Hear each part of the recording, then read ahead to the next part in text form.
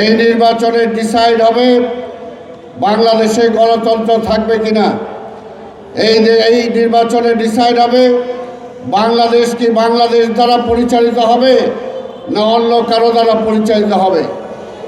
এই নির্বাচনে ডিসাইড হবে এই দেশটা কি আফগানিস্তান হবে না বাংলাদেশ থাকবে।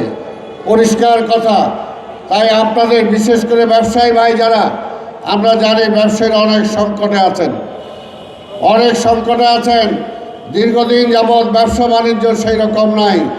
অনেকের ব্যবসা বাণিজ্য বন্ধ হয়ে গেছে, কারণ মানুষের হাতে টাকা নাই, ব্যবসা বাণিজ্য নাই, বিদেশ থেকে কোনো ইনভেস্টমেন্ট আসতেছে না।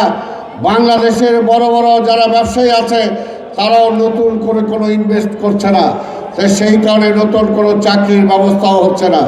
তাই ভাইরা আমার, বাংলাদেশের অবস্থাটা সত্যিকার অর্থে খুব একটা ভালো নাই।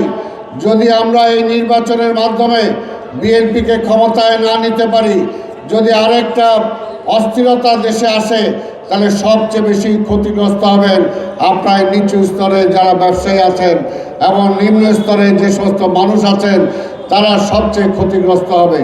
তাই আপনাদেরকে খুব ভেবেচিন্তে সিদ্ধান্ত নিতে হবে। কারণ আপনারা আজকে বর্তমানে একটা দল যেটা বিএনপিকে আপনারা দীর্ঘদিন ধরে দেখেছেন। এক সময় ৭২ থেকে ৭৫ এই দেশটা ধ্বংস হয়ে গিয়েছিল। তখন যখন জিয়া রহমানকে এই দেশ পরিচালনার দায়িত্ব দেওয়া হয়, তখন কিন্তু এই দেশটা আবার ঘুরে দাঁড়িয়েছিল। তারপরে জিয়া রহমানকে হত্যা করা হয়।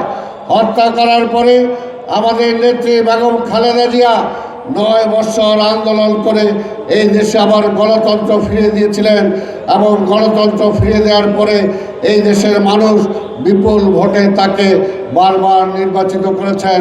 তিনি ৩ বার প্রধানমন্ত্রী হয়েছেন। আবার বাংলাদেশের আকাশে ঘনঘটা নেমেছে। গত ১৭টা বছর এই দেশটাকে ধ্বংস করে দেওয়া হয়েছে।